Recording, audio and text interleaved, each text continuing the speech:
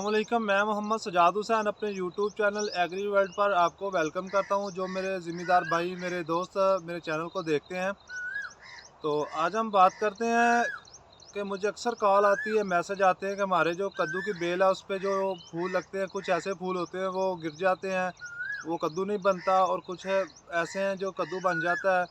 तो ये आपको बात करता हूँ और दिखाता हूँ कि आपके फूल क्यों गिरते हैं और इसका कैसे रोकथाम किया जा सकता है। आओ चलते हैं वीडियो की जानब। आगे बढ़ने से पहले जिसने अभी तक मेरे चैनल को सब्सक्राइब नहीं किया तो मेरे चैनल को सब्सक्राइब लाजमी कर लें, साथ लगे बेल आइकन को ज़रूर प्रेस करें ताकि मेरी आने वाली वीडियो का नोटिफिकेशन मिल सके। चलो चलते हैं वीडियो की जानब। तो जी मेरे दोस्त, मेरे ज़िम्मेदार भाई, आपको ये फूल नज़र आ रहे हैं कद्दू के। आपको एक मसला समझ में आ जाएगा। मिसाल के तौर पे ये भी कद्दू बन रहा है और ये भी कद्दू बन रहा है और ये भी कद्दू बन रहा है।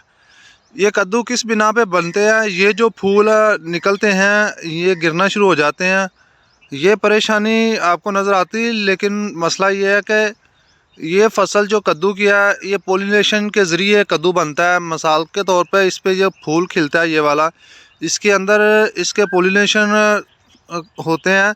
जो इधर से मक्खी बैठ के दूसरे फूल पे बैठती है तो वो कद्दू बनता है। ये कभी भी कद्दू नहीं बनेगा।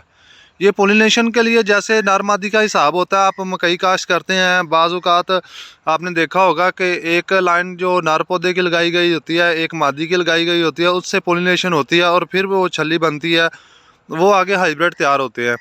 तो हाइब्रिड का मसला यही होता है कि ये जो फूल निकलता है इनसे पोलिनेशन होकर फिर आगे लगता है, तो इस तरह फिर कद्दू बनते हैं। एक तो ये बात है, आपको बात समझ में आ गई होगी। ये परेशानी बिल्कुल नहीं लेनी इस बात पे कि हमारे जो फूल निकलते हैं वो कद्दू नहीं बनते। बेसिकली हर बेल में 3-4 फूल निकलते हैं जिनको फल नहीं बनता, वो पोलिनेशन के मसले के निकलते हैं। को ऐसा मसला पेश आता है तो परेशान नहीं होना। बेसिकली ये फूल जो निकलते हैं ये फूल पोलिनेशन के लिए निकलते हैं और इनसे पोलिनेशन होके दूसरे फूल पे मक्खी बैठती है, तो इसका बूर जो है वो लेके दूसरे फूल पे बैठती है, तो फिर जाके ये कद्दू बनते हैं। वैसे कद्दू नहीं बनेगा। आपको दिखाता हूँ। जो फूल निकलता है वो निकलते ही कद्दू बनना शुरू हो जाता है। उसकी ये जो गंडी की लेंथ है ये छोटी होगी।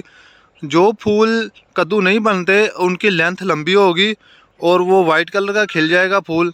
आपको दिखाता हूँ जो कद्दू बने हुए हैं वो भी फूल खिलता है, लेकिन उसकी जो लेंथ है वो छोटी होगी। ये आप देख सकते हैं, इसकी लेंथ छोटी है लेकिन फूल खिला है, कद्दू बन चुका है। और ये आप देख सकते हैं साथ भी लगा उसके ऊपर है, इसकी लेंथ तकरीबन 1 फुट होगी। तो इसके जब फूल है आप देख सकते हैं, इसके अंदर आपको बूर नज़र आएगा। ये देख सकते हैं, इसमें इस फूल में और इस फूल में आप फ़र्क देख सकते हैं। ये नर मादी का हिसाब होता है। ये देखें, ये फूल देख सकते हैं।